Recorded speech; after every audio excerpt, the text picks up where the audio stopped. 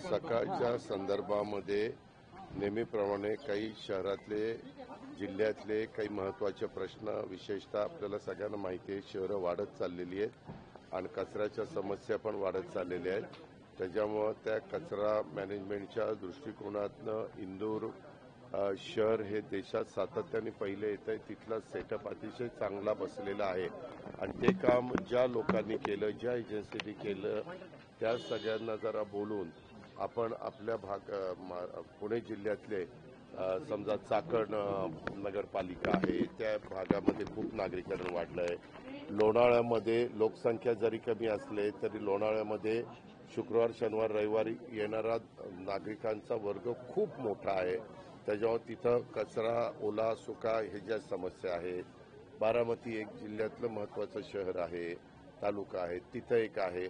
अशा पहिल्यांदा आम्ही बारामती, लोणावळा आणि चाकण हे शहरं घेतोय आणि त्या शहरामध्ये हे नवीन मॅनेजमेंटनी कचऱ्याची विल्हेवाट लावण्याच्या करता आम्ही प्रयत्न करतोय. त्याला आम्हाला यश आलं तर मग हा कन्सेप्ट हळूहळू आपल्या जिल्ह्यातल्या इतर पण मोठ्या मोठ्या शहरात राबवता येईल आणि महाराष्ट्राला पण एक त्याचं उदाहरण होईल. पण अर्थात हे सगळं सक्सेस झाल्यानंतर आणि त्यामध्ये जिल्हाधिकाऱ्यांनी पण ते पण स्वतः मुख्य कार्यकारी अधिकारी जिल्हा परिषद सगळ्यांनीच त्याच्यामध्ये लक्ष घालायचं ठरवलेलं आहे.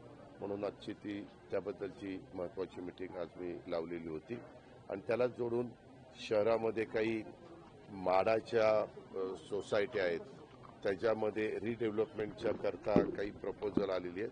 पण त्याच्यात कॉर्पोरेशन, माडा म्हणजे PMC, माडा आणि तिथले स्थानिक लोकप्रतिनिधी ह्या सगळ्यांनाच इन्व्हॉल्व केल्याशिवाय ते प्रोजेक्ट पुढे जात नाही.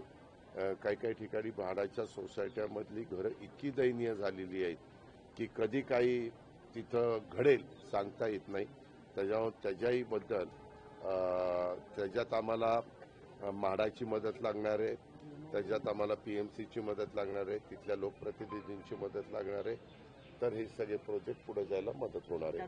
दुसरं आपल्याला सगळ्यांना माहिती आहे की UCIची मीटिंग ह्याच्यामध्ये रवांडा म्हणून आहे तिथं झाली आणि तिथं पुणे सायकल स्पर्धा यास मान्यता मिळालेली आहे.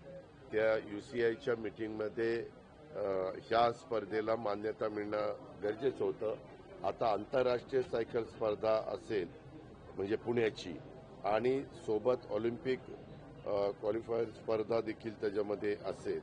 स्टेज 2 अशी देशाची प्रथम स्पर्धा ही असणार आहे आणि त्यामुळं निश्चितपणे पुण्याचा लौकिक हा जगभरामध्ये पोचणार आहे आणि त्याच्यातनं पुण्याच्या परिसरामध्ये पर्यटन वाढायला पण मदत होईल. पुण्याचा ग्रामीण भाग पण ह्या निमित्तानं सगळ्यांना पाहता येईल. तो रूट पण आपण फायनल केलेला आहे. मागे तुम्हाला त्याबद्दलचं सांगितलेलं होतं.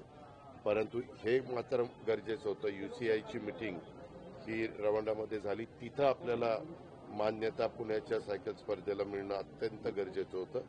ती आता मिळालेली असल्यामुळं आपल्याला जे साध्य करायचं होतं ते साध्य व्हायला मदत झाली. पंचनामे मी काल रात्रीपर्यंत तिकडं फिरत होतो.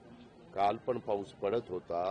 परवा दिवशी संध्याकाळपर्यंत असुरक्षित ठिकाणी लोक अडकलेले होते. त्यांना सुरक्षित ठिकाणी आणण्याच्या करता आपण मेहनत घेत होतो.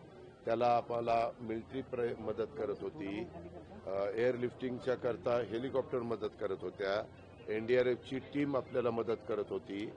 सगळं प्रशासन तिथलं राज्य सरकारचं त्या जिल्ह्याचं हे सगळेजण तिथं कामाला लागलेले आहेत आणि आता कालपासून आम्ही ज्यांच्या घरात पाणी वगैरे गेलेलं आहे त्यांना तातडीनं 5,000 रुपये घरात पाणी गेलेलं आहे अशांना आणि 5 किलो तातडीनं गहू आणि तांदूळ असं 10 किलो धान्य. परंतु काल माझ्या लक्षात आलं की तिथं त्यांची घरच्या घरं पाण्यामध्ये गेलेले असल्यामुळे सगळं त्यांचं धान्य भिजलेलं आहे. धान्य खराब पण झालेलं आहे आणि त्याच्यामुळं त्यांना लगेचच कुठं चांगला निवारा मिळत नाही. काही बाबतीमध्ये आपण शाळामध्ये किंवा तिथं कार्यालय वगैरे असेल तिथं शिफ्ट केलेलं आहे, पण त्यांना हे 10 किलो पुरणार नाही.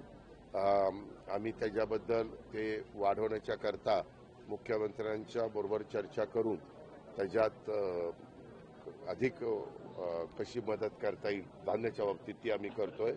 काल देशाचे गृहमंत्री अमित शाह साहेब आपल्या राज्यामध्ये आलेले होते. आपण हे जे काही घटना घडली त्याच्याबद्दल पंतप्रधानांनाही पत्र दिलेलं आहे की आम्हाला ह्याच्यामध्ये मदत करा. डिझास्टरच्या संदर्भात अशा प्रकारची नैसर्गिक संकट आल्यानंतर एक कमिटी केंद्र सरकार नेहमीच नेमतं. यावेळेस त्या कमिटीचे प्रमुख हे अमित शाह साहेब आहेत आणि त्यांना पण काल आमच्या तिघांच्या सहीचं पत्र मुख्यमंत्र्यांनी दिलेलं आहे की हे जे काही संकट आलेलं आहे ते संकटावर त्या लोकांना संकटातनं बाहेर काढण्याच्या करता राज्य सरकार मनापासून प्रयत्न करते, पण तिथं केंद्र सरकारने पण याच्यामध्ये आम्हाला मदत करावी. मागे पंजाबमध्ये आणि हिमाचल प्रदेशमध्ये या गेल्या महिन्यामध्ये अशा प्रकारचं घडलं, त्यावेळेस तिथं मदत झालेली आहे. आणि महाराष्ट्रात पण ज्या वेळेस अशा प्रकारची संकट आलेली आहेत किंवा देशातल्या कुठल्याही राज्यावर आलेली आहे त्यावेळेस साधारण आढावा घेऊन केंद्र सरकार मदत करत असतं. आणि म्हणून ती मागणी स्वतः गृहमंत्री मुंबईत संध्याकाळचा कार्यक्रम होता त्यावेळेस मुख्यमंत्र्यांनी केलेली.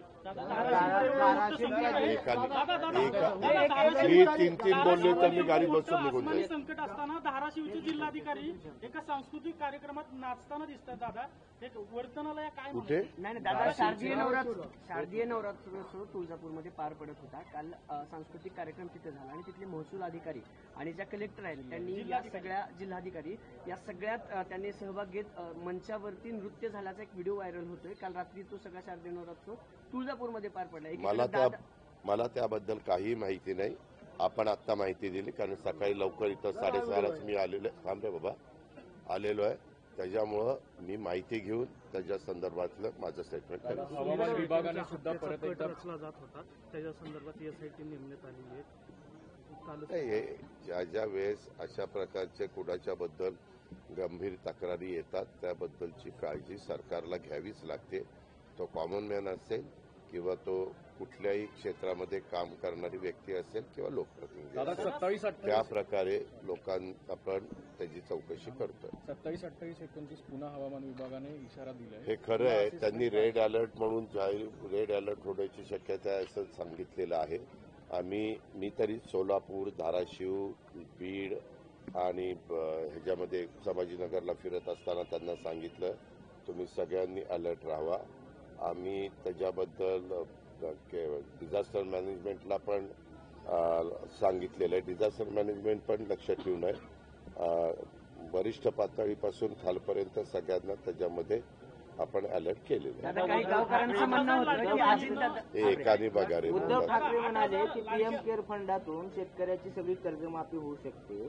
2.5 लाख कोटी रुपये महाराष्ट्रातून दिले होते कोरोना पीएम केअर फंडाला, ते वापरून आता ही सगळी कर्जमाफी करा, धीर द्या शेतकऱ्यांना, राजकारण आम्ही करणार नाही. ठीक आहे दादा.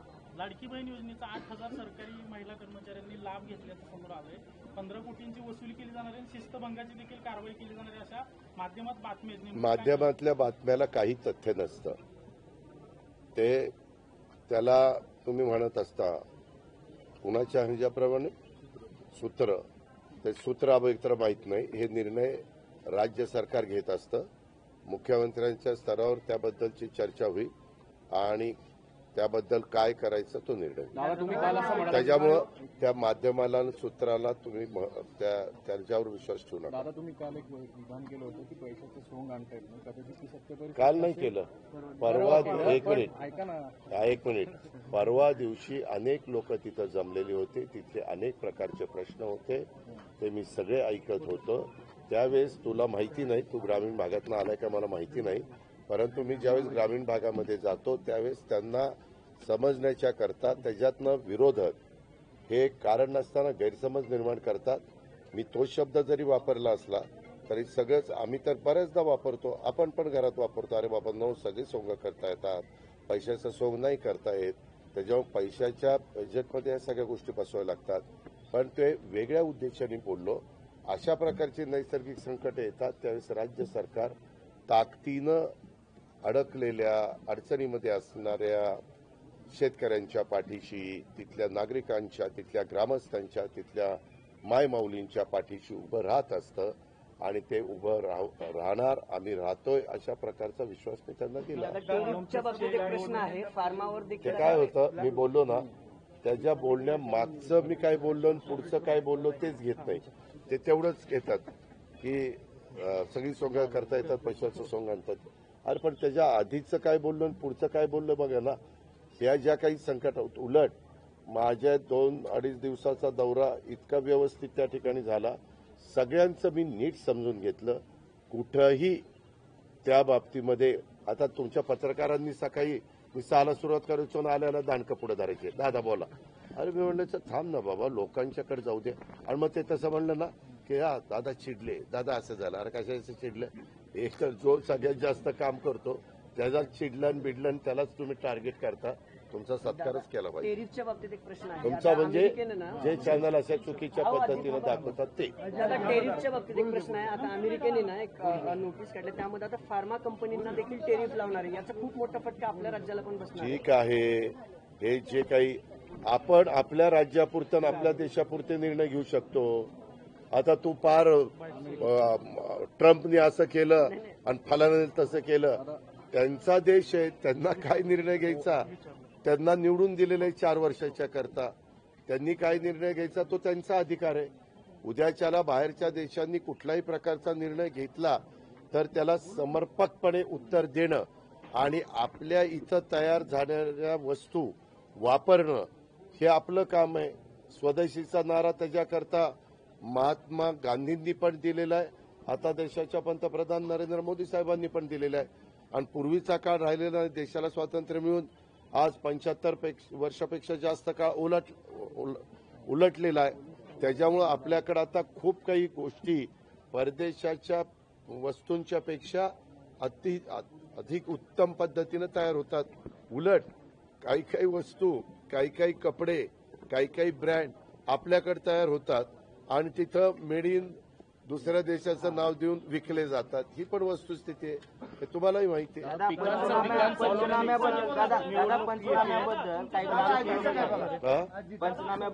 पंचनामे सुरू आहेत, मात्र काही ग्रामसेवक म्हणतात अग्री टॅक्स कार्ड आहे का, ही पीक नोंदणी झाली आहे बाबा तुम्ही ना इतकं बारीक गोष्टी, आम्ही तिथं सगळे गेलेलो आहे. आज अडचणीतल्या माणसाला मदत करण्याच्या करता जे काही करता येणं शक्य आहे त्याच्याबद्दलच्या सूचना मुख्यमंत्र्यांनी, आम्ही दोन्ही उपमुख्यमंत्र्यांनी, मंत्रिमंडळातल्या सहकाऱ्यांनी दिलेल्या आहे. अजून जे काही अडचण येते ते कानावर आल्यानंतर त्याच्यातनं पण आम्ही मार्ग काढायचा प्रयत्न करतोय. एवढ्या मोठ्या कुणीच त्याच्यामध्ये चुकीचं बोलू नये, चुकीचं वागू नये, चुकीच्या गोष्टी करू नये. आणि कुठंतरी एखादा कोणतरी काय बोललाय, खरंच तो बोललाय का आणखीन कोण बोललाय हे माहिती नसतं. ते असा बोलला आणि ते तसं बोलला. काल तरी आम्ही सगळ्यांना सांगितलेलं की बाबांनो, माणुसकी नी हे सगळं काम करण्याची गरज आहे. ऑलिम्पिकची निवडणूक बरेच दिवस तुम्ही अध्यक्षपद राहिलं होतं, तर भाजप तुमच्या विरोधात पक्ष भाजप बॅनर टाकण्याच्या तयारीत. त्यांना शुभेच्छा. दादा तुमच्या सरकारकडून सांगितलं जातं की योग्य वेळी कर्जमाफी करू. फक्त सोयाबीनचं नुकसान झालेलं नाही, उडीदचं नुकसान झालं, सोयाबीनचं नुकसान झालं, त्याच्यामध्ये आपल्या ऊसाचं, बारक्या ऊसाचं नुकसान झालंय, कापसाचं नुकसान झालंय, मक्याचं नुकसान झालंय, कांद्याचं नुकसान झालंय आणि अशा अनेक प्रकारच्या फळबागांचं नुकसान झालंय आणि त्या पद्धतीनं पंचनामे करायला सांगितलेले आहे. तुमच्या सरकारकडून आता ही नवीनच सुरू केलं. प्रेसमध्ये कुणाला तरी बोलवायचं आणि आजीचा प्रश्न, तिने इथं बोलायचं कारण नाही, तिनं वेगळं मला नंतर भेटतील. काय लावलं चावट. दादा तुमच्या सरकारकडून सांगितलं जातं वारंवार की शेतकऱ्यांना गाडीत बसून निघो. दादा योग्य वेळी कर्जमाफी दिली जाईल असं सांगितलं जातं. आता आसमानी संकटात आहेत शेतकरी, यापेक्षा अधिक योग्य वेळ कधी येऊ शकते असं विरोधकांकडून प्रश्न निर्माण केला जातो. आम्ही त्याच्यामध्ये मार्ग काढू. दादा ओल्या दुष्काळाचे काही निकष याच्यात बसतात का? कारण सातत्याने अशी का मागणी होती? त्यामध्ये बऱ्याच जणांना काही प्रश्न कसे विचारायचे माहिती नसतात, कुठले तरी शब्द डोक्यामध्ये घेतात आणि ते प्रश्न विचारतात. संविधानाने, लोकशाहीने, घटनेने, बाबासाहेब आंबेडकरांनी सगळ्यांना प्रश्न विचारण्याचा अधिकार दिलेला आहे. काही त्या अधिकाराचा योग्य पद्धतीने वापर करतात, काही जण त्याच्यातनं गैरअर्थ कसा काढता येईल आणि कुणाची तरी बदनामी कशी करता येईल अशा प्रकारचा प्रयत्न करत असतात. राज्याच्या प्रमुखांनी आम्ही सगळ्यांनी सांगितलेलं आहे की ह्या अडचणीतल्या माणसाला पुन्हा सावरण्याकरता, उभं करण्याच्या करता जे काही नियम वगैरे असतील ते वेळ पडली तर आम्ही ते शिथिल करू, बाजूला ठेवू, पण ह्याच्यातनं सर्वतोपरी सहकार्य करू. धन्यवाद.